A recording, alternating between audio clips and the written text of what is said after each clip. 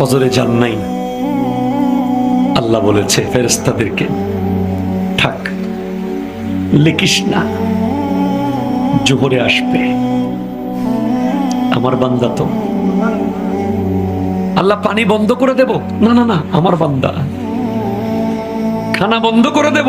না না না, আমার বান্দা। আমি না গাফফার,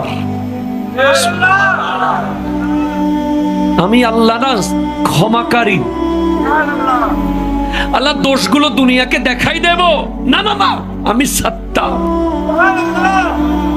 রহমতের চাদর দিয়ে ঢেকে রেখেছেন। আপনি জান নাই,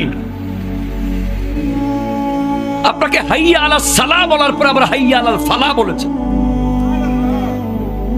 হাইয়া আলা সালাহ বললে হতো, ফালাহ কেন বললো? আরে তোর লাভের জন্য আয়।